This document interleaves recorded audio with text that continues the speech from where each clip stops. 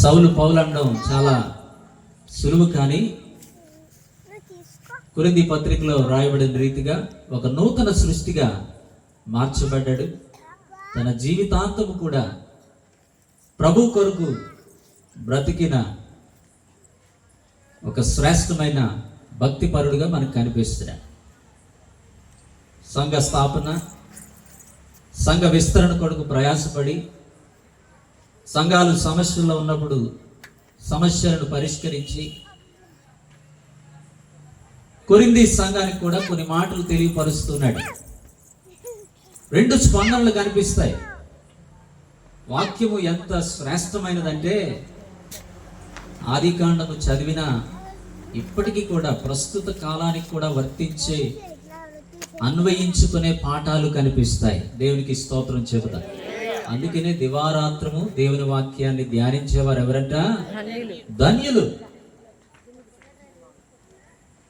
అపహసించిన వారు ఉంటారు, స్వీకరించేవారు ఉంటారు, విశ్వసించని వారు ఉంటారు, విశ్వసించేవారు ఉంటారు.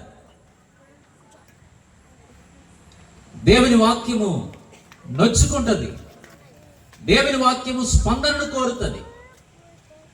అందుకని దేవుని వాక్యము నచ్చదు, దేవుని వాక్యం బోధించేవారు అసలు నచ్చడంట. దేవునికి స్తోత్రం చెప్తాను.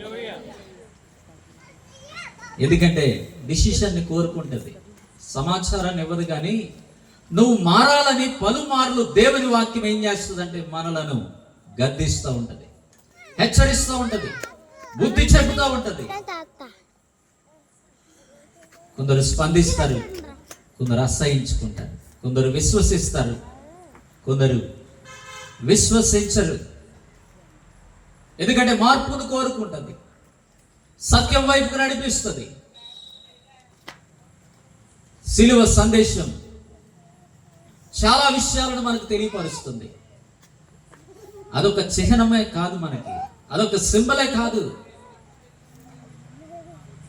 ఏదో క్రైస్తవ్యాన్ని చూపించే ఒక చిన్న వస్తువు లాంటిది కాదు. దాని వెనక చాలా పరమార్థం ఉంది. సిలువ సందేశం ఏంటంటే 4 మాటలు చెప్పి నేను సహోదరులకి ఇచ్చేస్తాను. సిలువ ఏ సందేశాన్ని ఇస్తుందంటే దేవుడు అందరినీ ప్రేమిస్తున్నాడు.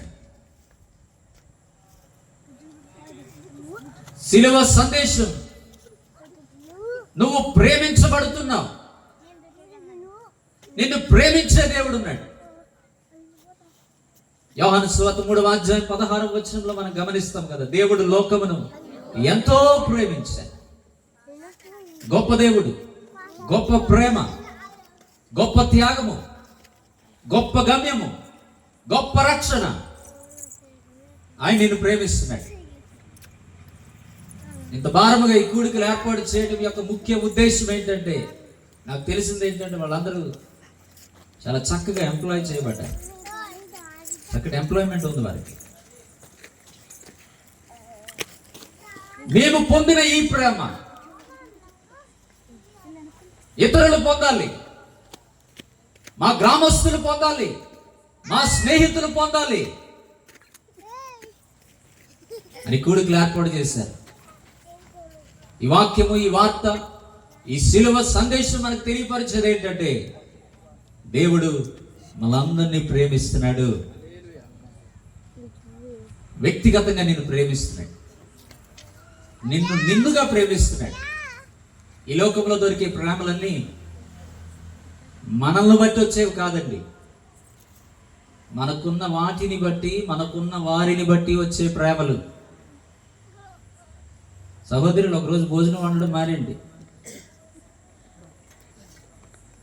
సహోదరులు, ఒకరోజు పనికి వెళ్ళడం మానేయండి. మొదటి రోజు బాగానే ఉంటుంది, రెండవ రోజు నుంచి ఇంట్లో పొయ్యి ఆపేస్తారు, మనకు పొయ్యి పెడతారు. వాస్తవం, స్వార్థము, ఇచ్చి పుచ్చుకోవడం. మనం ఎంతో ప్రేమిస్తున్నామని స్నేహాలు అవ్వచ్చు, లేకపోతే భార్యాభర్తల స్పౌస్ అవ్వచ్చు, చెప్పుకుంటాం. కానీ అవన్నీ కూడా స్వార్థపూరితమైన ప్రేమలు. ఈ ప్రపంచంలో ఎవరైనా నిన్నుగా నీకున్నా లేకపోయినా, నువ్వు పేదవాడివైనా ధనవంతుడివైనా, నువ్వెవరివైనా, గుర్తింపు ఉన్నవాడివైనా గుర్తింపు లేనివాడివైనా, నిన్నుగా ప్రేమించేది ప్రపంచంలో ఎవరైనా ఉన్నారంటే ఆయన దేవుడు మాత్రమే. శిలువ సందేశం ఏంటంటే ఆయన అందరినీ ప్రేమిస్తున్నాడు. తారతమ్యాలు లేవు, మనం పెంచుకున్నవే. అందరి మాట చెప్తారా? అందరినీ అనండి. అందరినీ. ఒక సత్యం చెప్పిన, అందులో నువ్వు ఉన్నావు, నేను ఉన్నాను. మన గ్రామం ఉంది, మన రాష్ట్రం ఉంది, మన దేశం ఉన్నాయి, దేశాలు ఉన్నాయి. ఆయన మనల్ని ప్రేమిస్తున్నాడు. శిలువ సందేశం చెప్పే రెండో మాట ఏంటి తెలుసా? పాపము చాలా తీవ్రమైనది, 0% టాలరెన్స్. దేవుడు అసహించుకుంటాడు, పాపిని ప్రేమిస్తాడు, కానీ పాపమును 100% ద్వేషిస్తాడు ఆయన. దైవ వాక్యం సెలవిస్తుంది కదా, రోమీయులకు రాసిన పత్రిక 3:23, అందరూ పాపము చేసి దేవుడు అనుగ్రహించు మహిమను పొందలేకపోతున్నారు. మరి పాపం వల్ల వచ్చే జీతం ఏంటంటే అదే రోమీయులకు రాసిన పత్రిక 6:23లో మనం చూస్తాం. పాపము వల్ల వచ్చే జీతము మరణము. సిలువ ఏం చెబుతుందంటే, సిలువ ఏ సందేశాన్ని ఇస్తుందంటే, పాపాన్ని దేవుడు సహించడు. చాలా మంది విశ్వాసులు ఉన్నారు కనుక సేవకునిగా చనువు తీసుకుని ఒక మాట చెప్తాను, ఆయన టాలరేట్ చేయడు, సహించడు. మనం పాపం అనగానే ఏవో 3-4 లెక్క పెట్టుకుంటాం, కానీ వాక్యము చాలా స్పష్టంగా చెబుతుంది ఏంటంటే ఆజ్ఞ అతిక్రమమే. మరి కొద్దిగా లోపలికి వెళ్ళి సూక్ష్మంగా ఆలోచిస్తే 2 మాటలు చెప్పనా? చెయ్యవలసింది చేయకపోవడం పాపం, చెయ్యకూడనిది చేయటం కూడా పాపమే.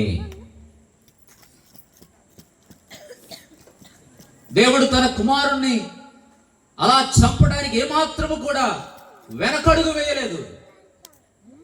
ఎందుకంటే పాపము మరణానికి దారితీస్తుంది. సిలువ చెప్పే సందేశం ఆయన పరిశుద్ధుడు. యేసుక్రీస్తు వారు భూమి మీద జీవించినప్పుడు నాలో చూపించగలరా? ఎవరు చెప్పగలరు? యోహాను సువార్త 14వ అధ్యాయంలో మనం గమనిస్తాం కదా, నేనే మార్గమును సత్యమును జీవమునై ఉన్నాను. యేసు క్రీస్తు వారి యొక్క జీవితం, ఆయన జననం ఆశ్చర్యం, ఆయన జీవితం ఆశ్చర్యం, ఆయన బోధ ఆశ్చర్యం, ఆయన మరణం ఆశ్చర్యం, ఆయన పునరుద్ధానం మహాశ్చర్యం. అందుకని ఇప్పటికీ ఆయన సమాధి, ఆయన ఇక్కడ లేడు, ఆయన లేచి ఉన్నాడు. గట్టిగా చప్పట్లు కొట్టి దేవుని స్తుతిద్దాం. సిలువ చెప్పే సందేశం ఏంటి తెలుసా? రక్షణ సందేశం ఏంటి తెలుసా?